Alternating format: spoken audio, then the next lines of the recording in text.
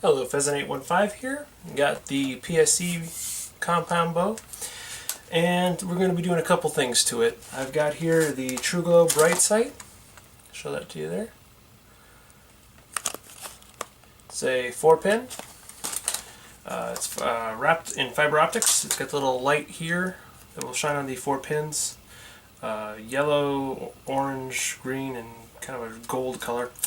It also comes with a peep sight, which I might also put on this, but today I'm just going to put on the front sight, the pins and the rest. I've got an old bow here with a very crude setup.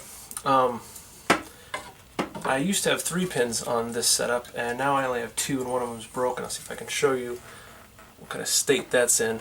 Just 2. That's pretty meager in this old school kind of a setup. The guy at my bow shop, when he restrung it for me, he went ahead, if I can get this in frame here, there it is. He installed the light I ordered on the side here, and that would do no good, because the light would come straight across this way and the pins are way down here, and that's a whole load of worthless. So I'm not sure why he thought that would be a good thing to do, but no big deal. I can take it off in about 2 seconds. So let's get into that, shall we? Let's. Alright, first thing, we got to get this old sighting system off. It's always good to use appropriate tools, so I have this ridiculously long screwdriver handy. I'm going to use that to take out these screws here. Now, nothing is sighted in accurately. Oh, okay, that's not going to work. Let's try this again. Okay, so we're going to take off the old sight here. I'm going to use a multi-tool, just because I rarely get an opportunity to use these things as much as I'd like, so I thought, why not give it a go on this. Not so worried about stripping these screws either. They should come out pretty easy. And they are not, so that's a bad idea. Alright, let's try it again. Third take.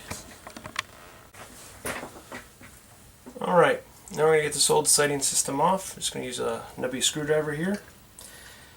Probably be easier if I had a longer one. I get more torque, but that'll do the job apparently. And all the pins were off and inaccurate. They weren't sighted in anymore. So I don't have to worry about, oh, could I do this a better way to figure out where my pins would be roughly. No, not at all, not with this setup. Alright, get these screws out of here. Screws aren't too bad. There's a little rust in there. I'll get them close for you. So what I'll do is I'll take and I'll clean out the rust.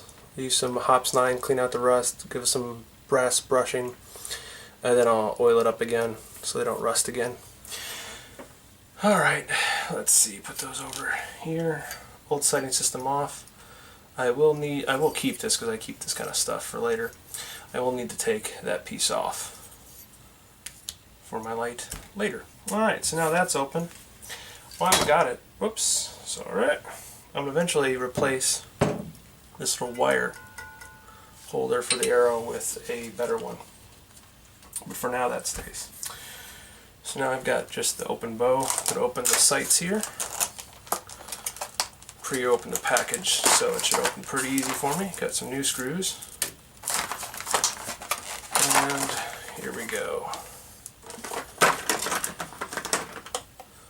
First I'll install this piece. Let's get that done. Alright, I got this piece. I'm going to install right in there. Whoa, that's not how you do it. Right around up. Let's get it started. Notice here these are using not your standard or Phillips. If I can get that to focus. It might focus, it might focus, it did focus. Gonna need a special key to close that. Not a big deal. Got some of those lying around the good room anyway. Again, I'll just get a finger started now. Not that there's much more I can do without a tool. Alright.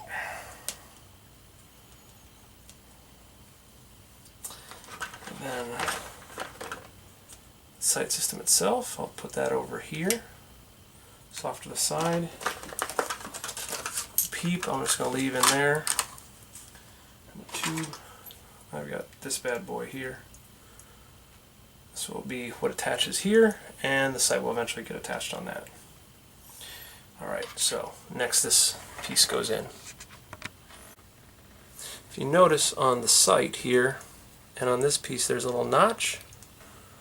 See if I can get the focus. That notch fits perfectly with the edge of this, so you can kind of slide it in like such. See if I can get the focus. See how it fits right in there? And you can adjust your sight that way. And what I'm doing is just finger tightening in this here, so I can insert that, kind of get a rough eyeball of where I think it should go, tighten it down, and then go sight the sucker in, knowing I will bring a tool for this piece and for this piece to adjust out in the field, make sure I can get it zeroed in. Alright, for locking it I've got the 5/32 here. Get my key. Go ahead and just give it lightly tight. This is for, oops, can't see anything, can you? Rotate it around. Real professional here, real professional. Right here on the top. Let's get that tightened there and tighten these down to go to the field. Alright, so this is the piece I'll be replacing later, because that is obsolete now, but I've got my new 4-pin TruGlo sight on there. It illuminates with this little light here if there's not enough sunlight. They're all bunched up together because I see no need to space them out until I get out to the range anyway. Just kind of guesstimated where to put this piece, left to right, and where to put this piece up and down. Look through the peep. Yeah, that looks like roughly a rough place to put it. There's probably a better way to do that, but what I'm going to do is I've got it set up now, so I'm going to go ahead and shoot with this first pin at 20 yards, and I'll take a couple of shots, then I'll adjust it most likely upwards, then I'll go a little bit further, 30, 35, and 40.